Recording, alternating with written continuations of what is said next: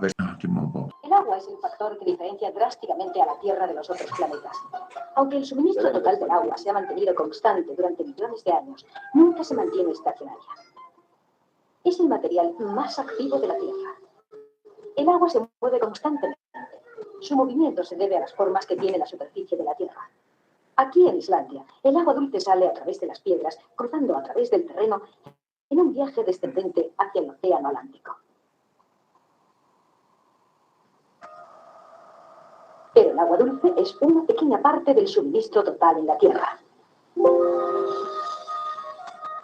La mayor parte del agua de la Tierra, más del 97%, está en los océanos.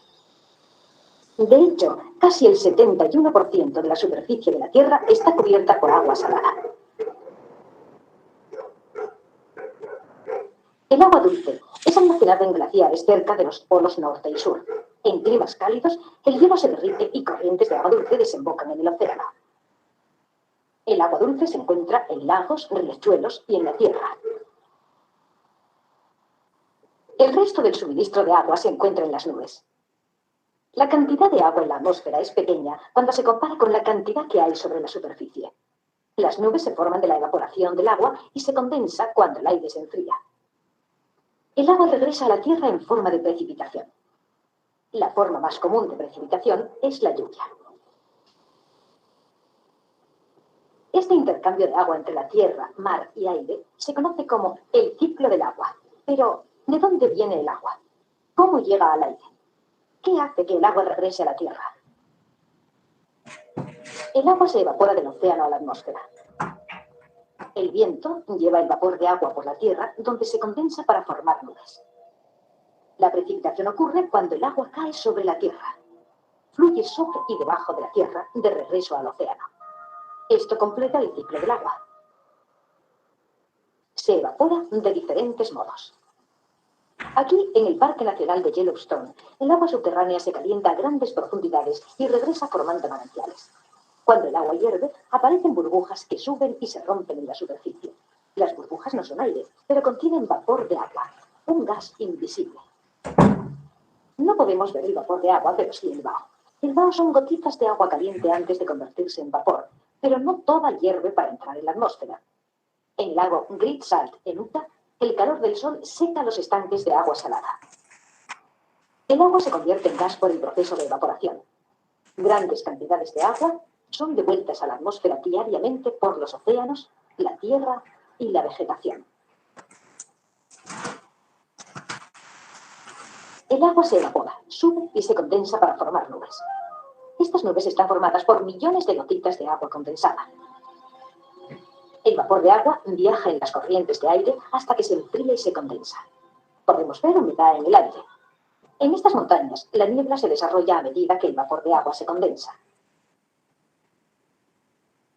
Cuando el aire tibio pasa sobre la montaña fría, las partículas de vapor se condensan en partículas pequeñas y forman gotas de agua. La niebla es una nube que permanece cerca de la Tierra a menos de 100 metros de altura. Evidencia de condensación puede observarse en la costa a primera hora de la mañana. Pequeñas partículas de polvo y sal que están en el aire recogen el vapor de agua. El agua se condensa en gotitas tales como la de esta telaraña. Esta condensación se conoce como rocío.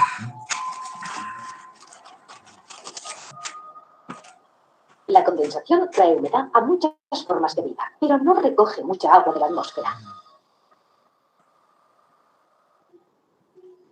La mayor parte del agua que se extrae del aire es en forma de precipitación, como lluvia, granizo y nieve. También se forman riachuelos. En ciertas regiones, el invierno almacena temporalmente el agua dulce como hielo. Al derretirse el hielo, se une con otras aguas en movimiento. Cuando el suelo bajo la nieve se congela y el agua se derrite, corre.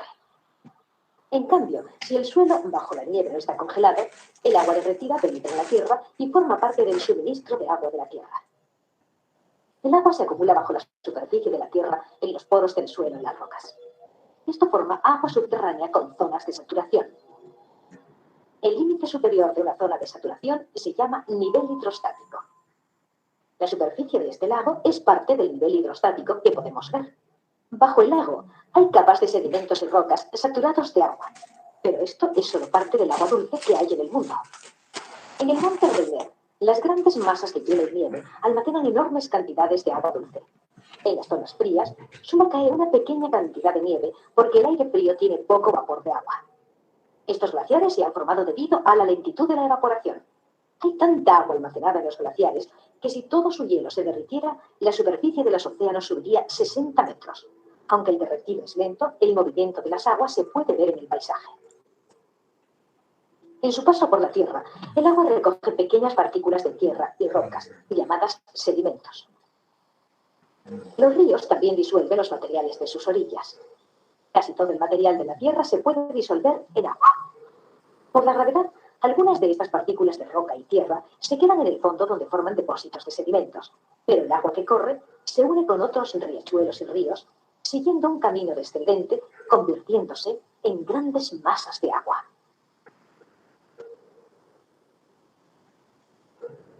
Parte de esta agua regresa finalmente al océano, su lugar de origen. Pero, ¿qué pasa con el agua que no regresa al mar? Una pequeña parte de agua subterránea puede ser vista en Yellowstone. Aquí el agua bajo la superficie hierve y es enviada de nuevo a la superficie. La evidencia de agua subterránea es vista aquí, a medida que se vierte el agua del manantial en este precipicio. Durante un periodo de sequía, sin precipitaciones, el agua subterránea puede fluir a los riachuelos. Los científicos estiman que una molécula de agua pasa 98 años de cada 100 en el océano. Durante el resto del tiempo, el agua está año y medio como hielo. Alrededor de un mes en lagos y ríos y menos de una semana en la atmósfera.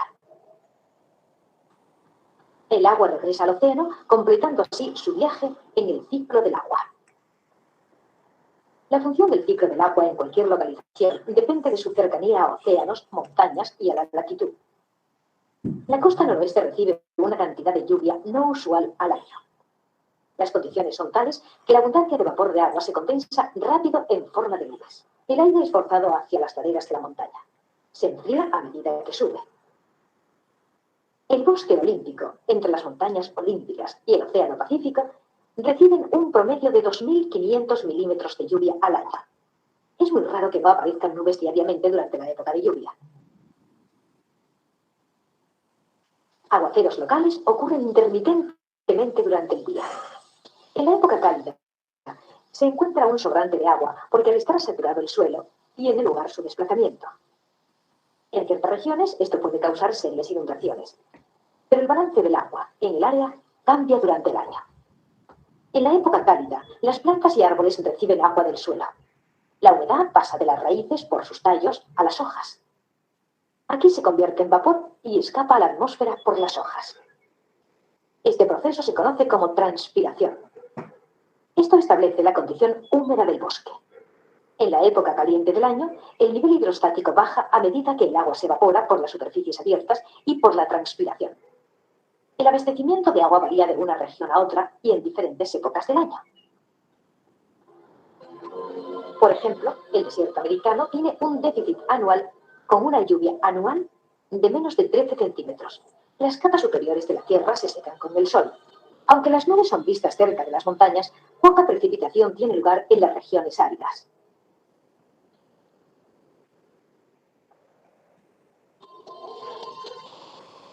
Pero al otro lado de la montaña se suceden frecuentes lluvias y nevadas.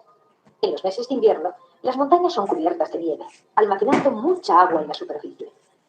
Entonces, ¿por qué esta humedad no llega al otro lado de la montaña?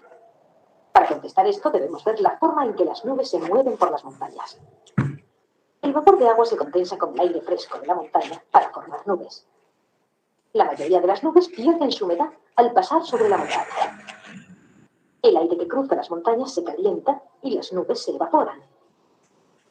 Este vapor de agua puede viajar cientos de kilómetros antes de que se condense de nuevo. Por ser barreras que impiden el paso de la humedad de un sitio a otro, las montañas crean diferencias notables en el paisaje y el clima. De estos océanos, el agua es enviada al aire, pasa sobre la tierra y regresa a su superficie. Al encontrar el camino de vuelta al océano, el ciclo comienza de nuevo. En el incesante movimiento del recurso natural único de este planeta, el ciclo sigue siendo hoy el mismo de hace cientos de millones de años. Bien. Entonces ese es el ciclo del agua y de ahí vienen lo que nosotros llamamos las fuentes de agua, ¿no es cierto? Y han visto que el agua dulce es poca, diría yo el agua barata, es poca, es el agua dulce, ¿no es cierto? Que podemos explotar. Pero países como Arabia Saudita ya hacen, lo que están haciendo es potabilizar el agua salada, así que tienen una fuente inagotable, digamos, de agua, los saudí árabes. Muy bien. Entonces, vamos a ver, esto es reglamento, esta parte que está sacada del agua superficial y demás cuestiones, es parte de la norma, ¿ya? Y es el módulo de capacitación del Ministerio de Servicios y Obras Públicas. Eso es cuando yo estaba en servicio, se llamaba así, Ministerio de Servicios y Obras Públicas. Hoy en día se llama Ministerio de Medio Ambiente y Agua. Este reglamento, entonces, tiene su base en la normativa. La normativa está vigente. ¿Qué son las actividades que son necesarias para el desarrollo del proyecto? Seleccionar el tipo de obra de captación a ser considerada. Eso va a depender si es agua superficial, agua subterránea, agua de manantial, en fin. Determinar el lugar exacto de la obra de captación tienes que ser. Eso depende además, el lugar exacto depende además de las características legales. Tienes que tener propiedad sobre el sitio para poder agarrar y entrar y hacer una captación de agua en el sitio preciso donde vas a hacer esta captación. En mi experiencia, cada vez que vamos al campo, cada vez que vamos a hacerlo, encontramos ojitos de agua. Y dice, aquí hay un ojito de agua, mira tan linda agüita, esta la vamos a llevar. No, no, no, no, no, no. Cada ojito de agua tiene su dueño, no hay duda de eso. Tú no es que estás descubriendo una nueva cosa, ahí siempre han habido. Y entonces, los campesinos son expertos, ¿no es cierto?, en captar aguas. Lo hacen hace cientos de años, no necesitaban ingenieros sanitarios como nosotros. Lo hacen desde el Incario, así que tienes que ver cómo es su sabiduría más bien, tratar de conjuncionar con su sabiduría para que como ingeniero sanitario sepas por dónde va a ir el agüita, por qué senderito va a ir el agüita, ¿no es cierto? Porque eso solamente ellos saben, son los capos y no necesitan topógrafos, no necesitan a nadie, solamente necesitan su instinto, ¿no? Y su instinto ha perdurado por todos los años, miles de años ya. Nosotros después vamos a obtener la información básica para hacer los estudios hidrológicos, geotécnicos, geológicos, ¿no es cierto? Hidrológicos, obviamente, hay hidrología de aguas superficiales y hay la hidrología de las aguas subterráneas.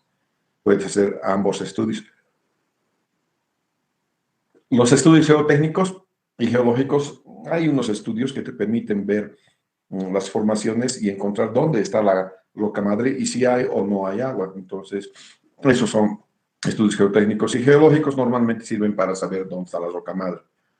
Dicho esto, existen unos caperuzos rojos que se llaman rabdomantes. Los rabdomantes son como unos brujos, tienen una sensibilidad única para encontrar agua. Entonces lo que hacen es tomar una varita de sauce, que normalmente la varita de sauce está en Y, ¿no es cierto? Es una varita de sauce en Y, y van caminando. Donde cabecea la varita de sauce en Y, ahí hay agua. Y no hay duda que hay agua. Yo ya he aprendido eso. Antes me hacía hasta la burla de esas cosas. No, muchachos. Si hasta ahora nuestros antepasados han sobrevivido, es porque tienen sabiduría. Y no hay que hacerse la burla de su sabiduría. Así todo, les comento una nada más. Han visto en el campo todos utilizan chulu o lilucho, lo que cualquiera de los dos que nosotros conocemos como chulu o lilucho. Y verán que es una cosita de lana que te tapa las orejas. Cuando yo he ido a Inglaterra, los ingleses me han explicado que debería tener una gorrita de lana en mi cabeza para que mi cuerpo humano no pierda tanto calor, porque la cabeza tiene la mayor cantidad de poros y por ahí exuda, pierdes el calor.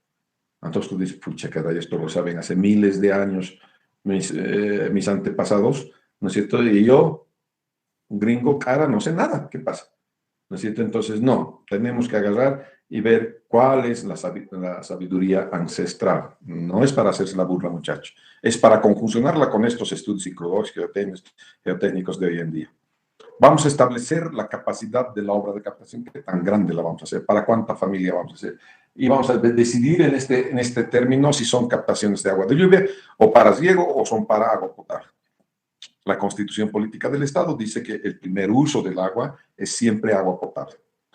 Vamos a definir y diseñar los elementos constitutivos de la obra, qué cosa vamos a hacer o no vamos a hacer una barrera, una cosa así, para ver si vamos a sobrelevar las aguas o cosas así. Y considerar algunos aspectos complementarios del diseño, cercas, caseta de cuidadores, en fin, todas esas cosas. En las fuentes de agua existen fuentes de agua superficiales, subterráneas y aguas de lluvia.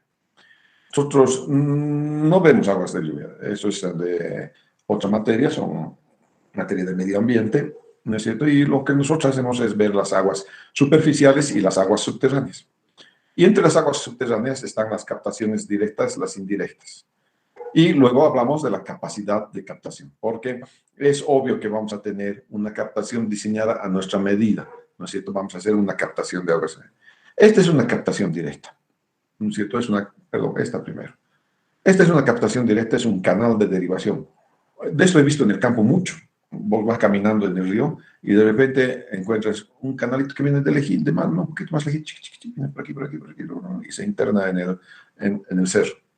Y tiene esto que le llamamos stop log. El stop log son maderitas que tienen una especie de riel y las maderas tú colocas, vas poniendo unas sobre otras las maderas de tal manera de que puedes cerrar la toma o la puedes abrir la toma. ¿De acuerdo?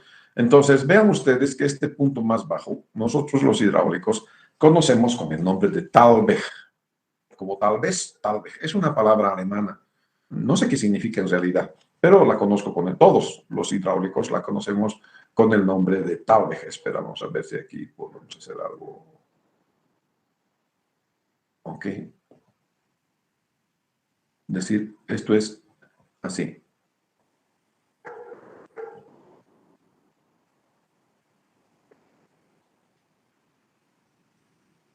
Talweg. Siendo esta A y esta L.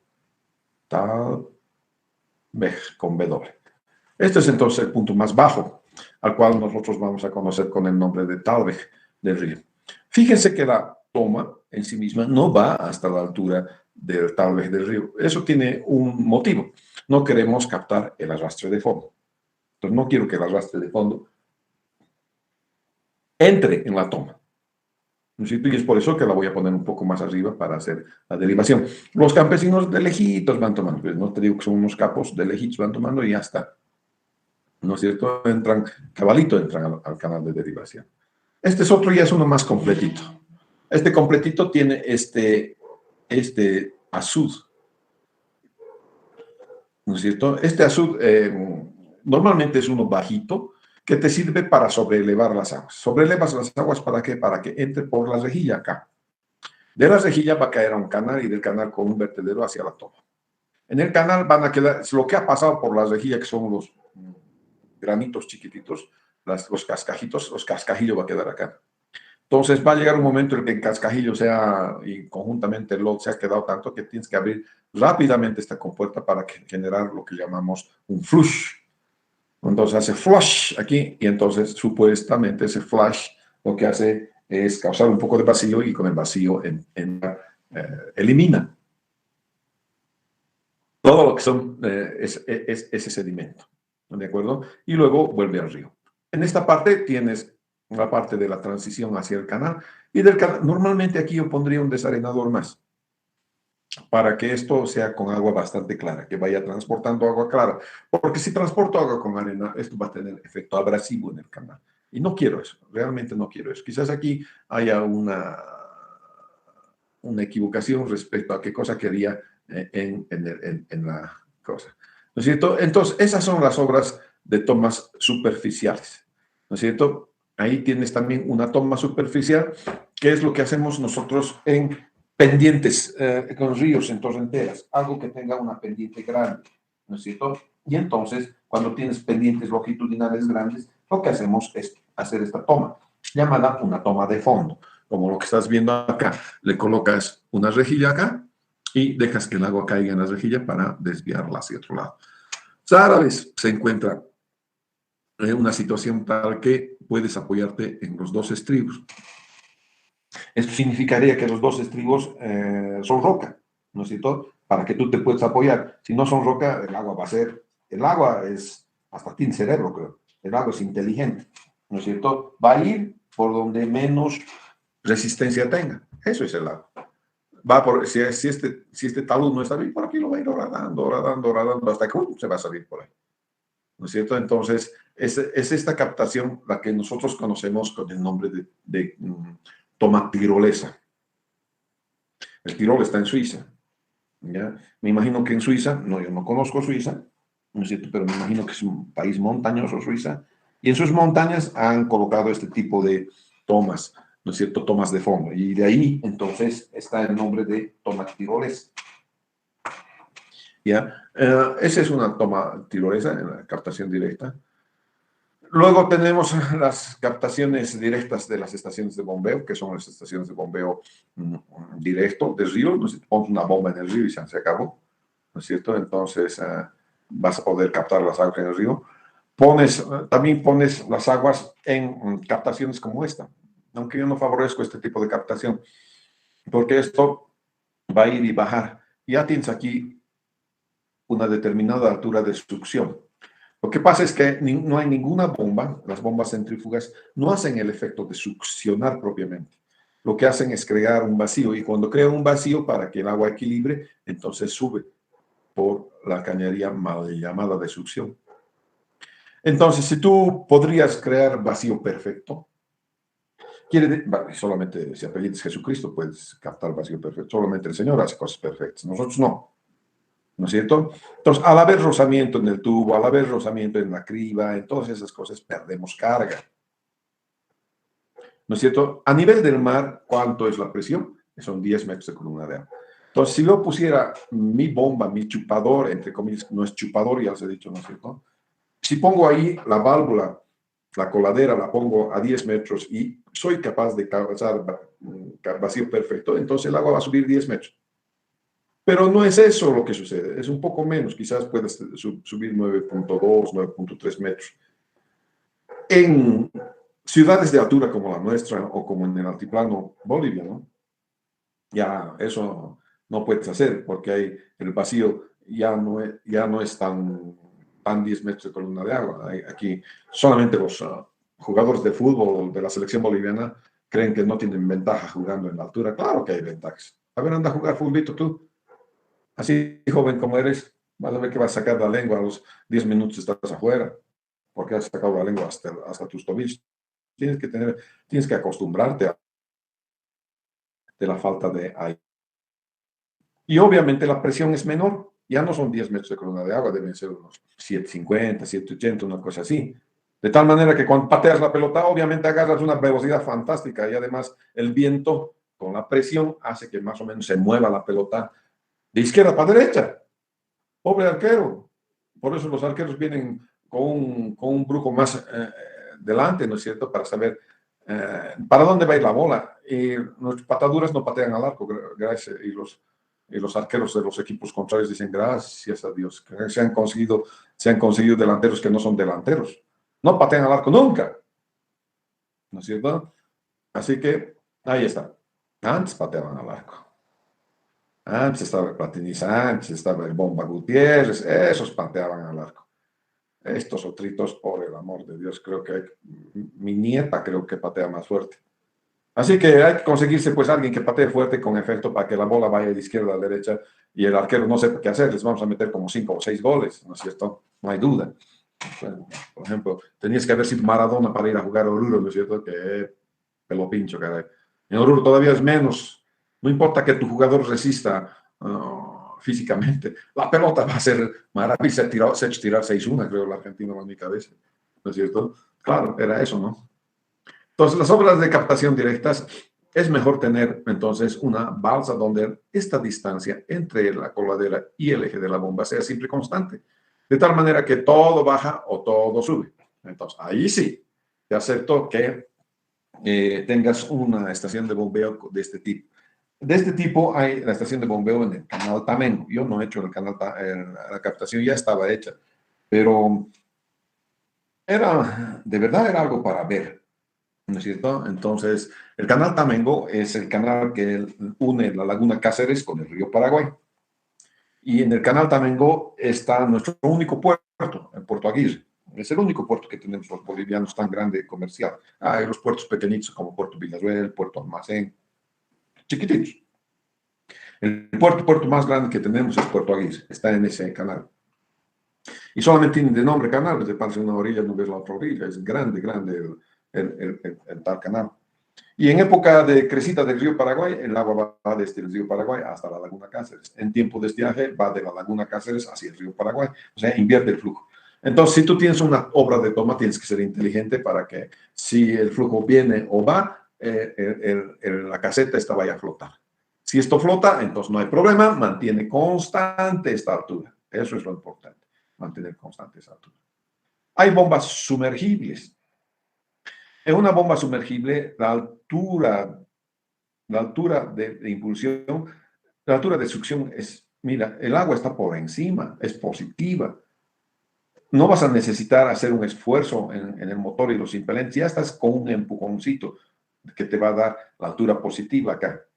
Entonces, con esa altura positiva vas a poder tener con la bomba sumergible, vas a poder elevar las aguas. Lo bueno de las bombas sumergibles es que son silenciosas, no tienen altura de succión.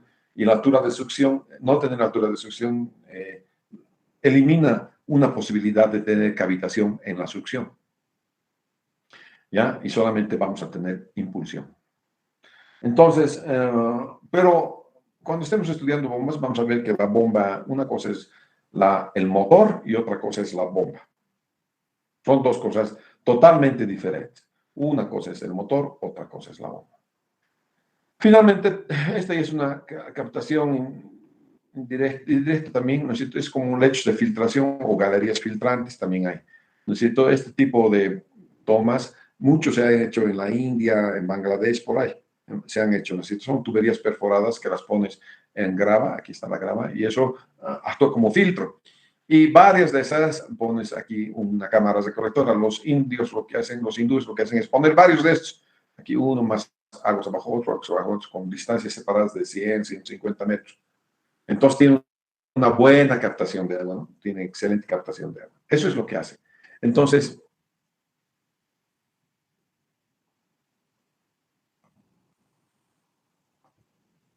esta es la parte de la captación directa. Veamos algo más. La norma, el reglamento de la norma, que ustedes ya tienen la norma, tienen las obras de captación superficial. Entonces, ese es el reglamento técnico. Y acabo de ver el reglamento técnico, ya se ha subido el reglamento técnico. Por lo tanto, lo mismo que tienen ustedes es exactamente lo mismo que voy a ver acá. Entonces, hay lo que hemos visto en figurita, el canal de derivación, ¿no es cierto? El canal de derivación. Es ese canal que les decía que los campesinos hacen de lejitos, van haciendo, ¿no es cierto? Simplemente es un canal y nada más, ¿no es cierto? Es un canal abierto en el río, ¿no es cierto? El agua se capta, ¿no es cierto?, a través de una captación que le llamamos una captación lateral, ¿no es cierto? En algún caso vamos a hacer una pequeña presita azul, ¿no es cierto? Un azul que es un vertedero Krieger, le llamamos nosotros, para poder sobrelevar las aguas y que entre agüita más clara, digamos, al canal este de derivación. Entonces, este canal debe estar provisto nomás de una rejilla que va a impedir entonces el paso de material flotante. Luego tenemos las captaciones de fondo, ¿no es cierto? Aquí están las captaciones de fondo y las estaciones de bombeo. No sé si tenemos ejemplos. Aquí está. Vamos a hablar de la capacidad de las obras de captación en ríos y arroyos. El caudal mínimo que vas a captar, dice la norma, debe ser igual o mayor que el caudal máximo horario cuando no hay tanque de almacenamiento o planta de tratamiento. Si tú vas a captar aguas de manantiales, de ríos, de todo, y directamente vas a bombear a la red, cosa que no es aconsejable, de ningún modo. Entonces, esa tendrías que tener con el caudal máximo horario, que después vamos a ver qué es máximo diario y máximo horario.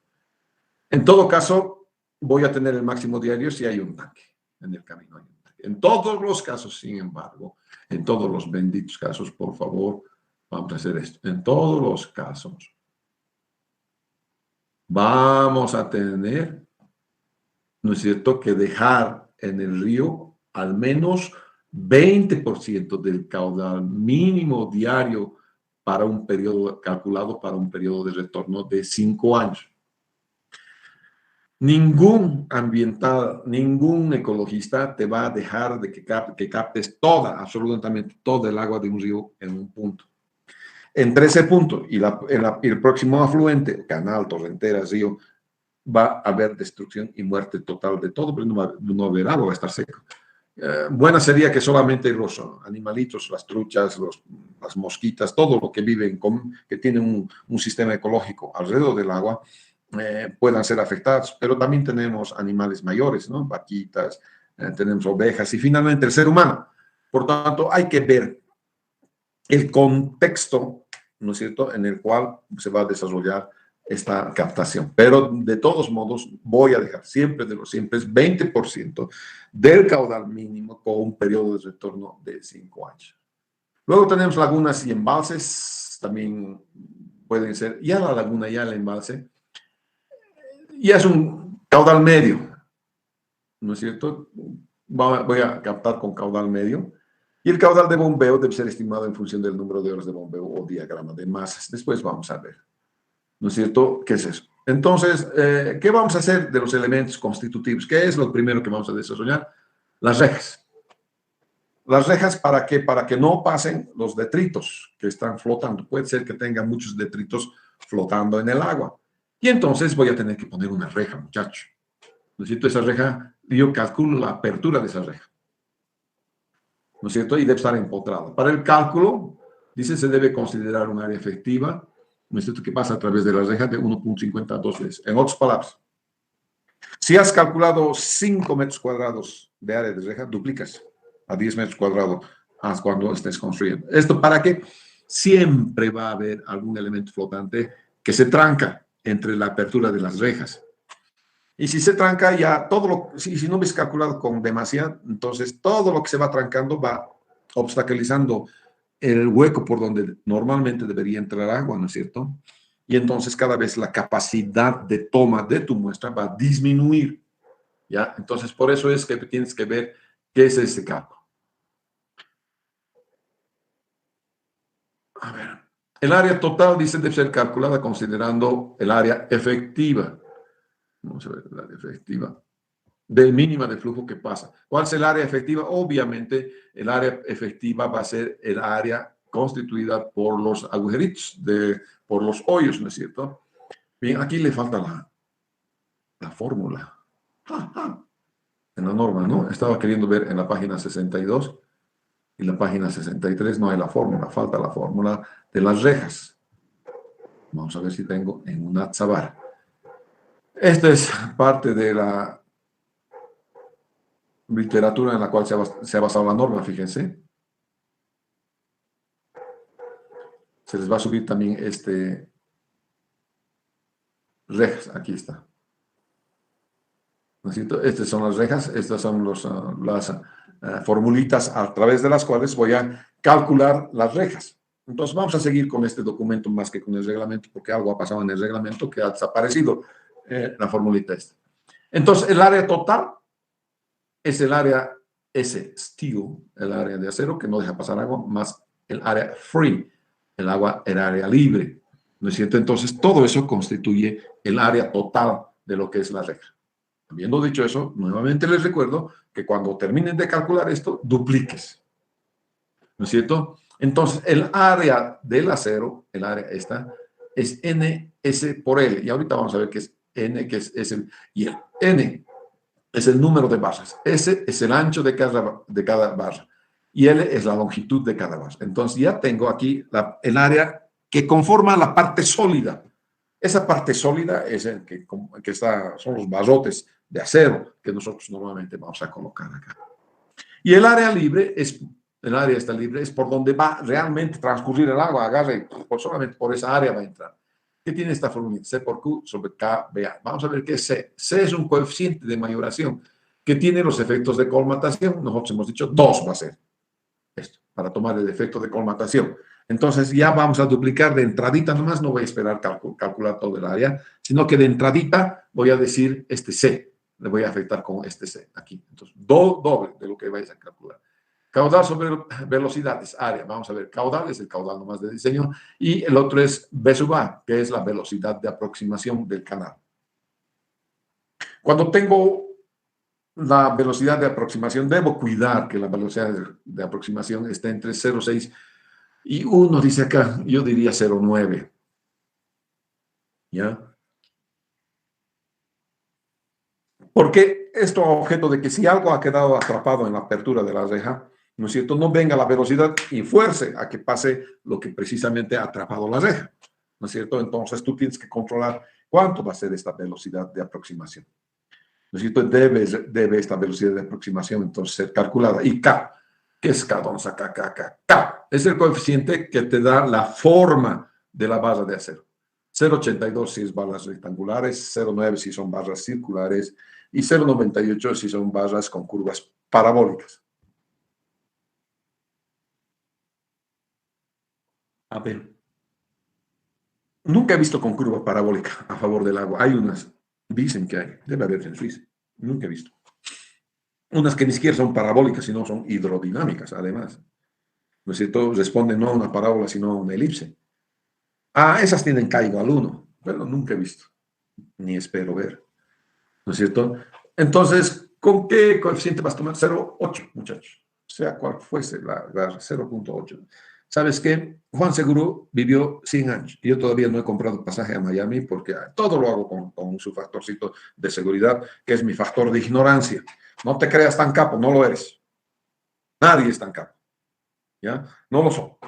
Entonces, vamos a ver, para cursos de agua sujetos al régimen torrencial, hay que poner además un tipo de rejas gruesas y rejas finas, ¿no es cierto? Entonces, el desplazamiento, a ver, las rejas gruesas deben ser colocadas entonces en el punto de ingreso, seguida de rejas finas y mallas, como les he dicho. Espaciamiento entre barras paralelas, 7.5 a 15, en cambio las finas son hasta 5 centímetros. Y para las rejas gruesas, 2 a 4 centímetros para las rejas finas. ¿Ya? ¿No es cierto? Entonces, hay que ver. Y las mallas, nunca he colocado malla.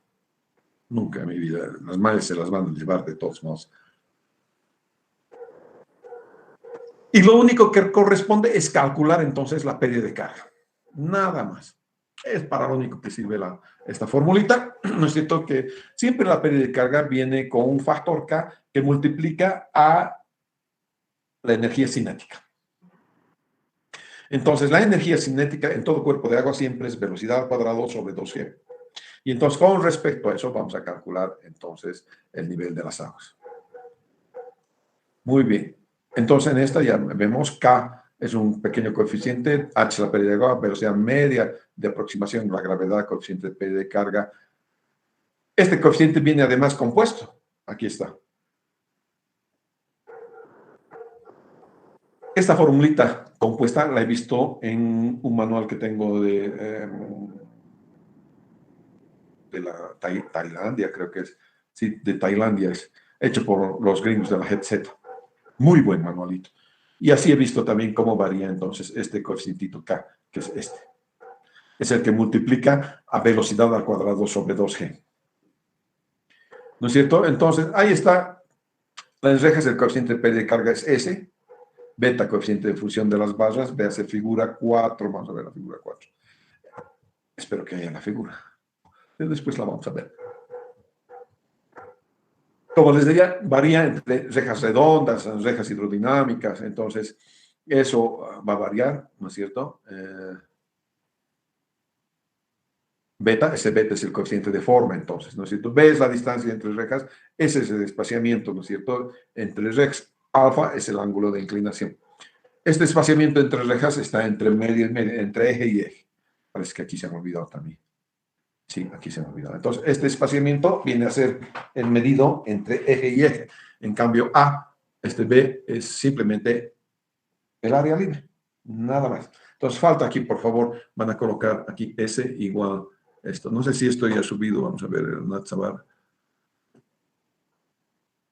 Después lo voy a subir, cuando termine la clase voy a subir este documento que es muy importante para ustedes y su vida profesional. ¿Ya? Entonces, en mallas el coeficiente de pérdida es este, pero yo nunca utilizo mallas, así que dejen de fregar con mallas, ¿ya? No freguen con mallas porque se lo va a tirar la malla, ¿ya? Entonces, tienen para gallinero, para todo tienen aquí. No hay caso de tener nada bien bonito, señor teacher rudo, ¿ya? Que aguante y que nadie se lo lleve. En Misikuní, nosotros hemos hecho la captación de tomo tirolesa con riel de tren, punto. A ver quién se lo lleva. Está empotrado en hormigón. ¿Eh? Entonces, hay diferentes materiales, ¿no es cierto? La caja de captación, si vas a captar lateralmente, esto va a ir a una caja, ¿no es cierto? Y esa cajita de captación va a ir y va a hacer, lo único que hace es permitir la entrada de agua hacia el conducto, nada más. Y eso tiene un dentelloncito. Y ese dentelloncito tiene la función de aliviar las aguas. ¿Por qué quiero aliviar las aguas? Porque los canales que voy a diseñar tienen una determinada velocidad. Si le entra más velocidad, más caudal, obviamente va a aumentar la velocidad y puede ser que te estés topando con un fenómeno de cavitación. Si han ido alguna vez de excursión a Parotani, tan bonito que son los canales de riego, además de mirar a los ojos a su enamorada como si estuvieran como bobos enamorados, todo el mundo ha sido bobo enamorado, se han dado cuenta que en la parte de abajo del canal se forman unas burbujitas, ¿no? Esa burbujita es cavitación. En cada burbujita, entonces lo que hace cada burbujita es chupar, crea presión negativa. Y el hormigón solamente puede ser o resistir presión positiva. ¿Qué es lo que hacemos cuando hay presión negativa en los hormigones? ¿Quién aguanta la presión negativa en los hormigones? El fierro, ¿no? Para eso vamos a ponerle fierro, por eso le llamamos hormigón armado. Y el fierro me va a aguantar entonces las presiones negativas. Y el hormigón la presión positiva, ¿no es cierto? Ese famoso cuadradito que cada vez les muestra su profesor de hormigón armado, que ustedes no quieren entender cómo funciona teóricamente. Yo les digo, muchachos, es muy bueno saber la teoría, porque si después manejan el software y no saben qué era la teoría, están perdidos. ¿Ya? Hasta ahora yo tengo unos colegas ahí en el agua potable que me quieren hacer calcular, que se llama el golpe de ariete, cuando su válvula es de 800 milímetros y para abrir esa válvula, primero son 300 o 400 vueltas. Yo tengo aquí una válvula que hemos abierto la anterior vez, que es en la Ayacucho. Tiene 327 vueltas, ahí está el operador, 327 vueltas. A ver, abrir 20. 1, 2, 3, 4, abre 20 vueltas, ya, deja que se estabilice. Abre 20 más, 20 más, vamos dejando que se estabilice. Pero eso pues, no se abre una válvula en 10 segundos. Y van a ver cuando estemos viendo la teoría de golpe de ariete, el tiempo crítico es aquel que la onda, una vez que has parado el agua, la onda sigue, por inercia sigue yendo, llega al final y vuelve. Ese que llega al final y vuelve hace una vez la longitud y cuando vuelve hace 2 veces la longitud. Entonces es 2L sobre la A. ¿Ya? Y la aceleración depende del tipo de material. Para fierro fundido aproximadamente 900 metros por segundo.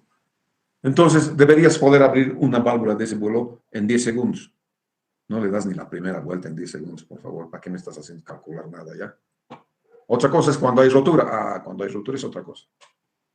Pero bueno, cuando hay rotura se ponen otro tipo de elementos. Entonces, cuando voy a calcular el canal de derivación, simplemente lo voy a calcular por Manning, ¿no es cierto? Ni siquiera Manning. Nosotros hacemos Hansen-Williams. No, Manning está bien. Bueno, podrías hacerlo por Hansen-Williams, no hay problema. Todas las fórmulas que tú ves en el cálculo de agua potable, lo único que calculan, para lo único que se hace la experiencia, es para saber cuánto es la pérdida de carga. Entonces yo puedo ir al laboratorio de hidráulica y, qué sé yo, testear tubitos de cobre y hago la fórmula de Rocha para pérdida de carga. O tubo de bambú, agarro tubo de bambú y hago la fórmula de Roche para pérdida de carga en tubería de bambú. Una vez que has empleado, has hecho tu formulación teórica, despejas pues, y es un despeje. Es un despeje de lo que es S. En realidad tú en el laboratorio vas a encontrar S, no B. Pero simplemente es un despeje para encontrarlo y mostrarlo de la manera que nosotros estamos acostumbrados a ver. Entonces hay la fórmula de Manning, la fórmula de Bazin, ¿no es cierto? La fórmula de Bazin, ¿ya? Dique tomado vamos a ver en el dique posteriormente.